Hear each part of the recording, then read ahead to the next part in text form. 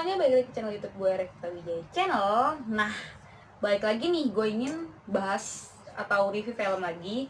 Cuma agak berbeda nih. Biasanya kan gue kalau review tuh yang gore dan sadis, sadis nggak ada akhlak deh pokoknya. Nah, ini lebih ke sebaliknya sih.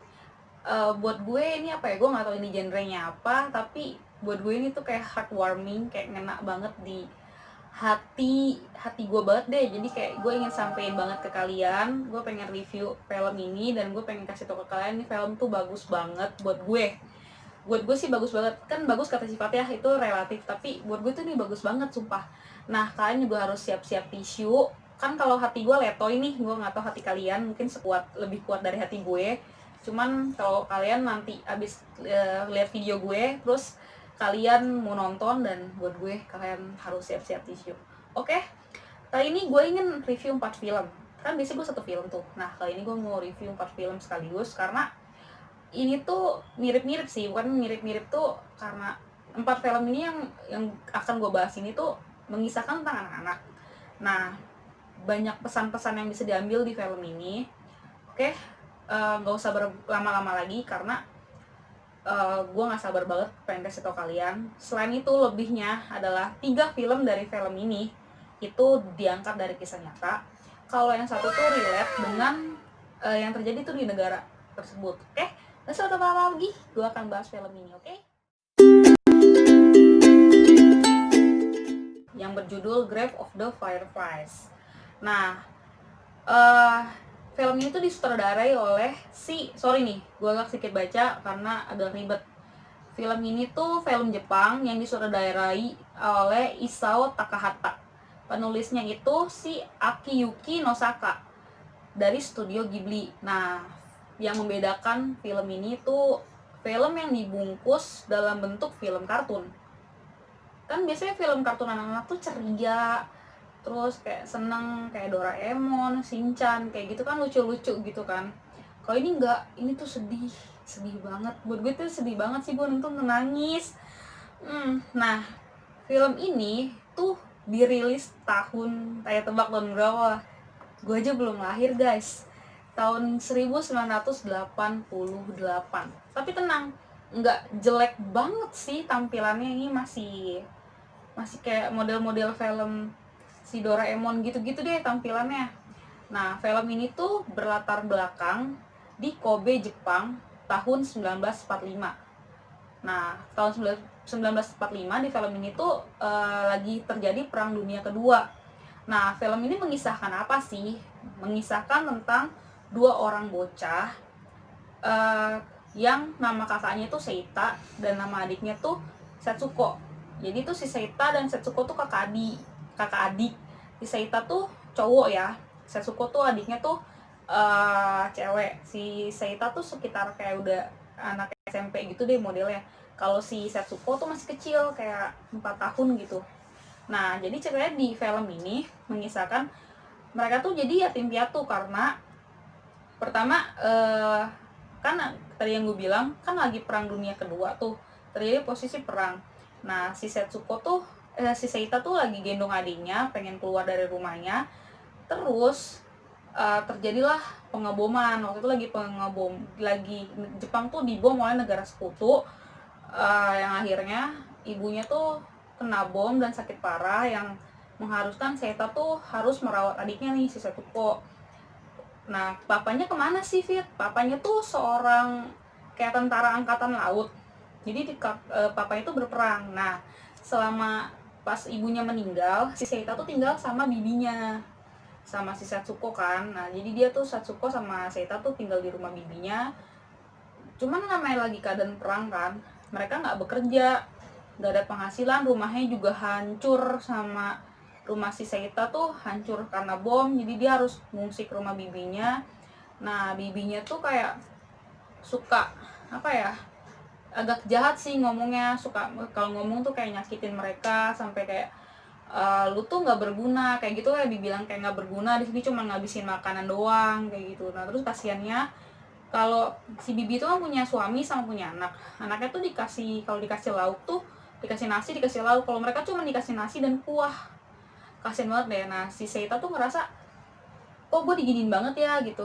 Udah deh, gue bisa kok ngurus adik gue sendiri. Nah kebetulan ibunya tuh ada ninggalin duit di tabungan, nah diambil lah sama si Seita untuk dia bertahan hidup.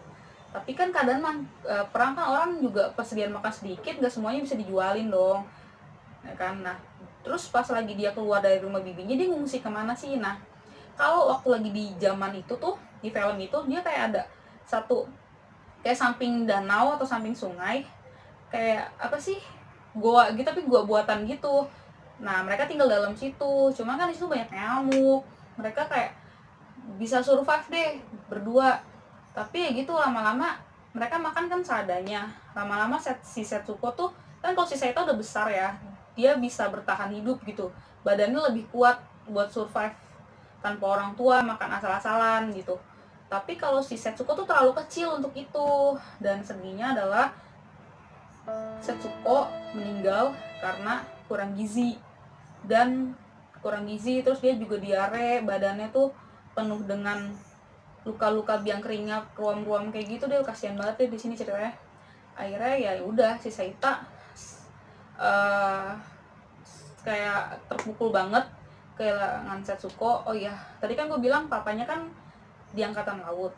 Nah dia juga dapat kabar kalau papanya juga meninggal, maksudnya gugur di perang, gugur di medan perang. Jadi dia ngerasa udah bener-bener yatim piatu nih, dia cuma punya Setsuko. Terus ternyata Setsuko juga sakit lalu meninggal. Akhirnya dia menguburkan Setsuko di atas bukit, dan dia nggak pernah kembali lagi tuh ke situ, dan ya udah dia hidup luntang-lantung karena kayak nggak ada tujuan. Nah saat itu juga banyak orang, banyak kayak jadi gelandangan, terus banyak yang meninggal karena kelaparan. Nah apa ya, mungkin kalau gue ceritain kayak gini apa sih sedihnya, tapi kalian bener-bener deh nonton film itu.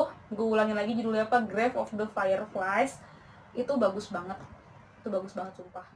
Film yang kedua itu kayak berjudul Nobody Knows, dirilis tahun 2014. Nah lagi-lagi nih dari negara Jepang nih, kayak banyak kesedihan deh di sana. Banyak kisah-kisah sedih yang bisa diangkat jadi film. Film ini kan tadi gue bilang dirilis tahun 2004, disutradarai oleh Hirokazu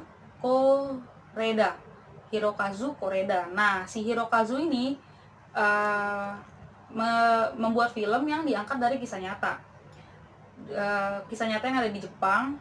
Film ini mengisahkan tentang 4 orang anak. Anak pertama itu Akira, yang kedua Kyoko, yang ketiga Shigeru, yang keempat Yuki. Nah uniknya dari film ini tuh apa, Fit? Nah uniknya adalah kan dia punya anak 4 nih. Nah jadi tuh ceritanya ada seorang ibu baru sewa di film ini tuh. Di film ini gini, ada seorang ibu punya 4 anak. Dia kan baru nyewa apartemen. Cuma uniknya adalah yang dilegalkan nih, anak yang dilegalkan cuma satu nih, yang paling gede si Akira. Nah sisanya itu anak udah pertama beda ayah, udah biasanya tiga-tiganya tuh nggak dilegalkan karena dia beda ayah, terus nggak didaftarin di catatan sipil atau di negara mereka deh. Jadi intinya 3-nya ilegal, 1 legal nih, ya kan. Nah jadi tuh cara masukin ke dalam apartemennya juga unik banget. Jadi yang satu kan si Akira emang terdaftar, jadi udah dia petang-teng ya, dulu terserah deh orang dia didaftarin di pemerintah dong, di negara kan. Nah 3-nya itu, yang kedua itu kan karena udah gede, yang kedua tuh taruhan dulu nih, pas udah malam baru boleh masuk, dia tunggu di luar jauh banget. Nah yang ketiga sama keempat kan masih kecil-kecil, itu dimasukin koper. Dia tiba-tiba bawa koper gede nih, ya kan. Terus pas dibuka isinya anak dong. Diselundupin tuh anak kan, karena dia ilegal kan. Udah gitu udah malam, ya kan, di apartemennya tuh udah pada tidur mungkin. Nah, baru deh si Akira tuh jemput yang kedua, si Kyoko, di deket stasiun. Dijemput, jalanlah mereka tuh ke apartemen yang baru itu, ya kan. Apartemen tuh modelnya kayak kos-kosan gitu, nggak gitu gede kok, tapi kayak untuk mereka berlima nih itu sempit, tidurnya kayak ya udah selonjoran aja berlima, kayak ikan asin gitu deh pokoknya. Nah sedihnya di mana? Nah sedihnya tuh di sini nih. Pas di film nanti kalau kalian nonton itu, pertama nih si ibu kan si Akira tuh bertanggung jawab untuk mengurus adik-adiknya. Jadi si ibunya kerja, si Akira yang belanja, masak, terus Kyoko tuh cuci baju, jemur, ya kan. Si Shigeru ngapain? Si Shigeru mah kerja main-main doang. Yang paling kecil si Akira ngapain? Si Akira ya cuma ngegambar-gambar doang. Anak kecil bisa apa sih, ya kan.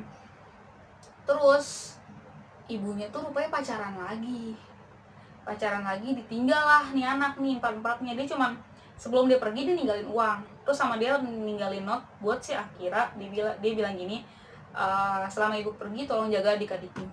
Udah dong, dia tinggalin uang. Jadi si Akira ya udah ngurus flow, ya ngurus uangnya ya kan, buat belanja, buat bayar air, listrik, segala macem. Cuman kan lama-lama menipis nih, karena ibunya nggak pulang-pulang hampir setahunan di film itu.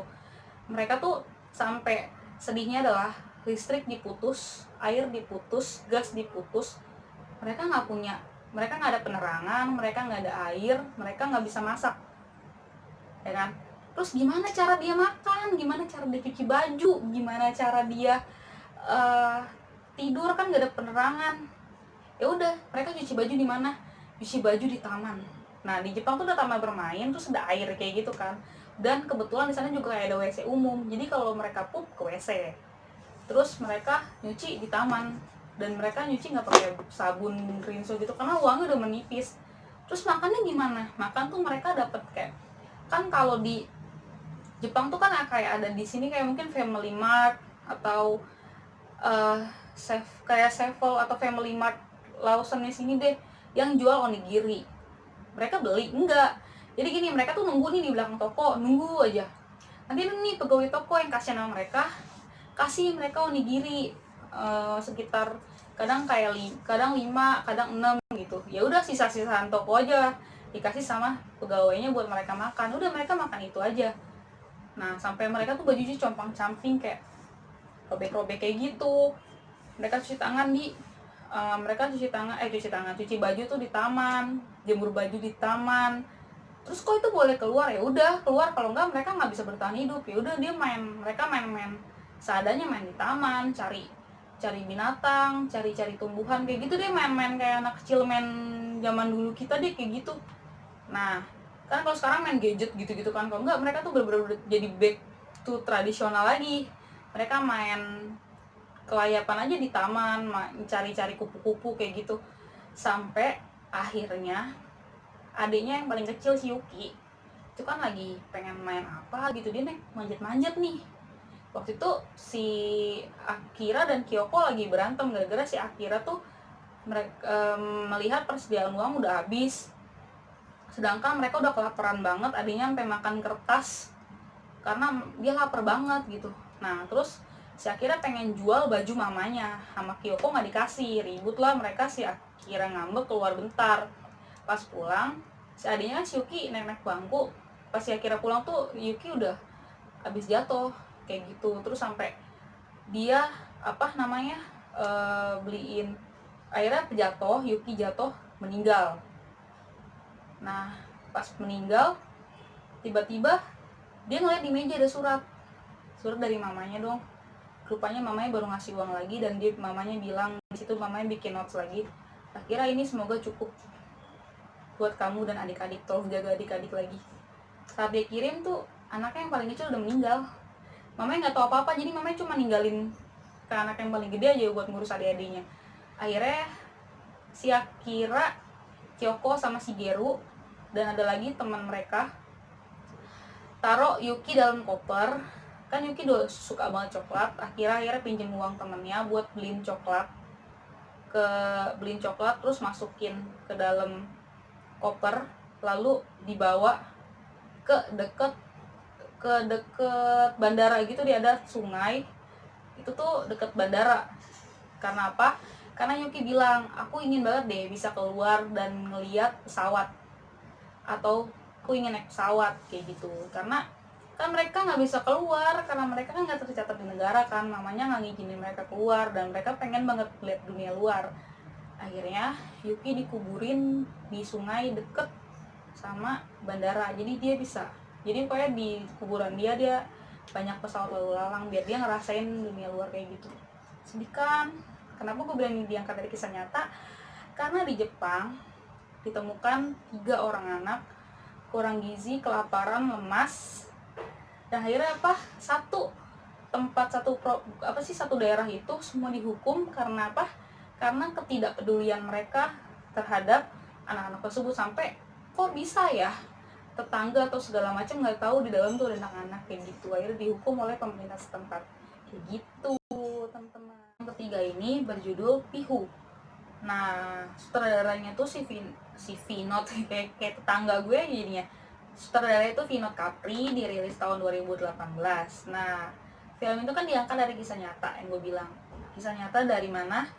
Dari seorang balita di New Jersey, Amerika Serikat pada bulan Maret 2013. Di film ini tuh gini ceritanya. Jadi biasa kan kalau rumah tangga tuh kayak udah berumah tangga aja gue, pokoknya di rumah tangga kan suka cekcok nih kan, cekcok terus kayak ya adalah KDRT di film itu kayak gitu.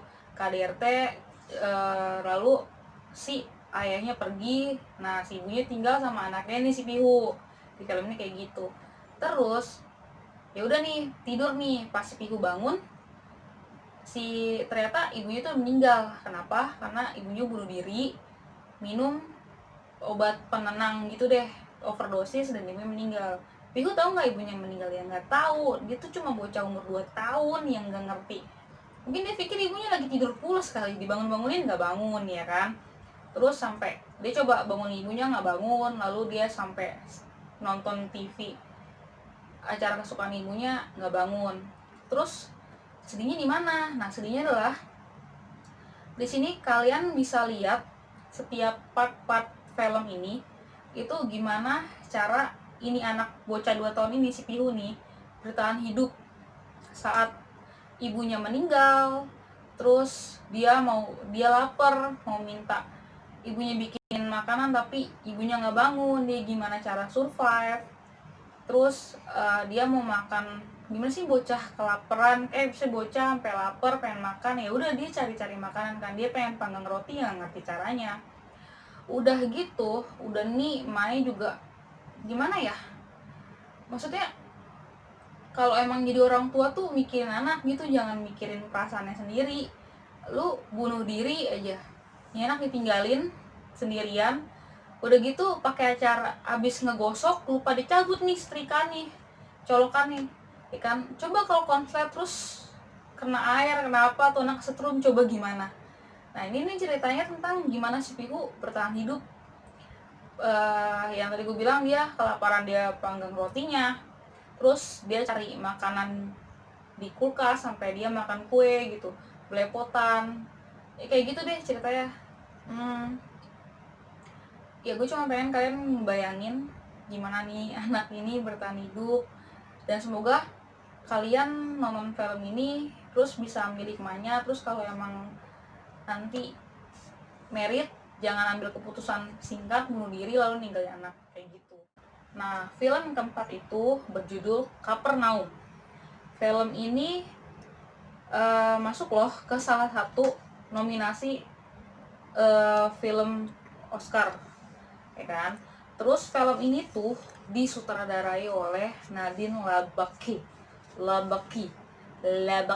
nggak tahu deh gimana ngomongnya. Nah, terus kan dia dirilis tahun 2018. Kayak dari 4 film ini yang gue review bagus semua, tapi ini yang tertop sih. Nah, film ini tuh mengisahkan apa sih? Film ini mengisahkan seorang anak bernama Zain. Dia tuh berumur 12 tahun. Nah, Zain itu hidup miskin di Lebanon. Dia tuh tinggal bersama ayah, ibu, dan adik-adiknya. Jadi bapak emaknya ini punya hobi, yaitu bikin anak. Punya anak banyak deh pokoknya. Nah, salah satu adiknya tuh namanya si Sahar. Si Sahar itu baru umur 9 tahun. Nah, si Sahar itu dijodohin sama seorang laki-laki pemilik toko yang jauh terlampau lebih tua dari dia. Nggak tua banget sih, sekitar hampir 30 lah. Tapi kan si Sahar baru 9 tahun. Dia udah hampir 30, ya itu jauh banget gapnya. Dan 9 tahun tuh apa ya? Jadi tuh sedihnya tuh si Zain tuh dia coba gimana jagain si Sahar, tutupin kalau si Sahar tuh udah haid dari orang tuanya. Akhirnya ketahuan juga, akhirnya si Sahar dinikahin lah, si Zain marah, dia kabur lah. Dia kabur, akhirnya ketemu dengan wanita imigran gelap yang bernama Rahli. Nah, si Rahli itu punya anak namanya Yonas, ya kan. Nah, terus karena si Rahli itu imigran gelap nih, ketangkaplah si Rahli sama polisi. Akhirnya si Zain tuh ngurusin Yonas nih. Pas dia ngurusin Yonas, nah terus ceritanya, singkat ceritanya, si Zain tuh kan balik ke rumah, dia pengen ngambil surat-surat, pengen ngurus paspor gitu kan. Terus pas balik ke rumah, dia mengetahui kalau si Sahar adiknya tuh meninggal. Akhirnya dia marah, dia bawa pisau dan menusuk si suami adiknya itu. Kenapa adiknya bisa meninggal? Karena adiknya tuh hamil di usia yang sangat muda. Jadi komplikasi gitu deh, kayak ya terlalu 9 tahun hamil. Ya emang nggak siap lah badannya untuk itu gitu. 9 tahun tuh masih, gue mau 9 tahun ngapain ya? Gue masih SD kelas 4. Dia masih kecil banget, ya kan? Terus ada yang meninggal, si Zain marah, disamperin si pemilik, si pria itu, ya ditusuk lah sama dia pakai pisau. Akhirnya si Zain pun ditangkap, ya kan.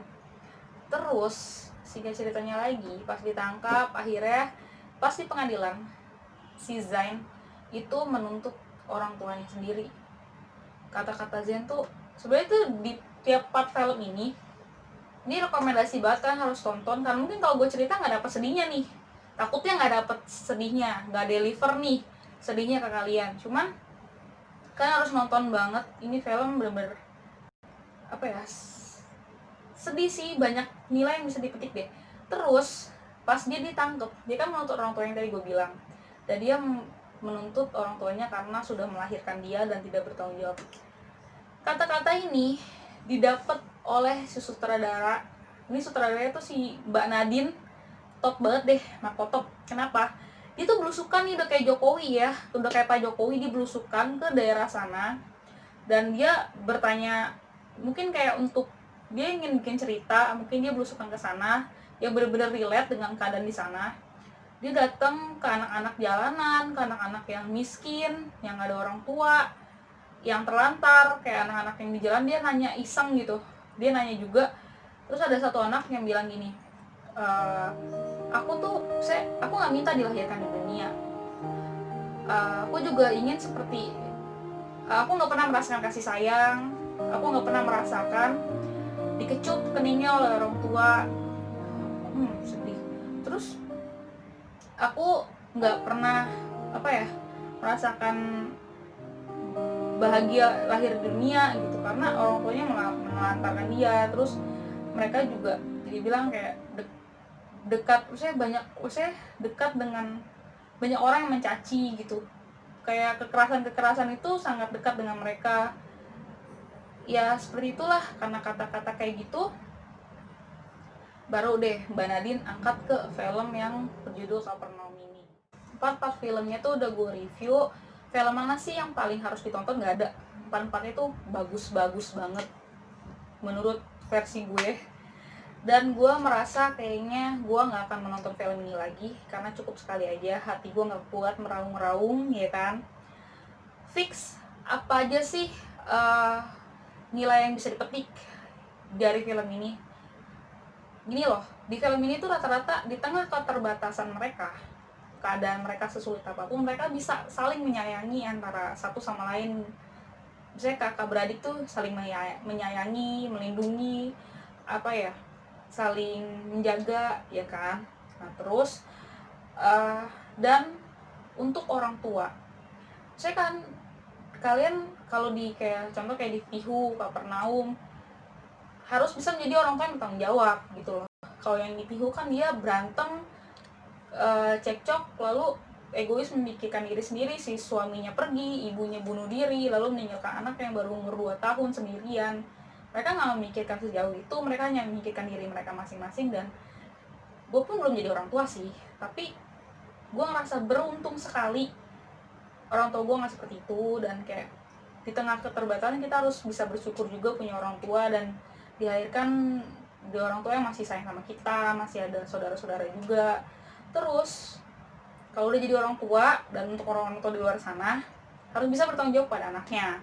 Saya kan tugasnya kan bukan cuma lahir udah selesai kayak gitu, tapi harus bisa bertanggung jawab dari segala aspek gitu. Kalau emang ngerasa masih belum siap, ya udah deh, jangan dulu ditahan-tahan nih. Kalau kayak yang di film Kapernaum kan, maksudnya dalam keadaan seperti itu nih, seterbatas itu, anaknya banyak, gak habis pikir. Akhirnya apa, mereka ya udah, karena ada orang yang kayak mau ambil anaknya di istri, ya udah mereka kasih aja gitu.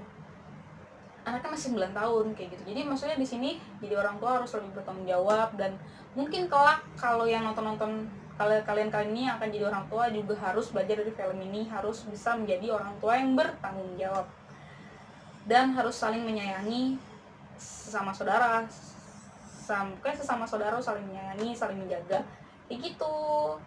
Oke, sekian video gue. Buat yang suka video ini bisa di subscribe, di like, di komen, di apapun deh. Atau kalau misalnya ada cerita gue yang salah atau apa, boleh kalian komen. Atau ada saja sih ingin diceritakan apa, boleh di komen. Oke, see you next video, bye bye.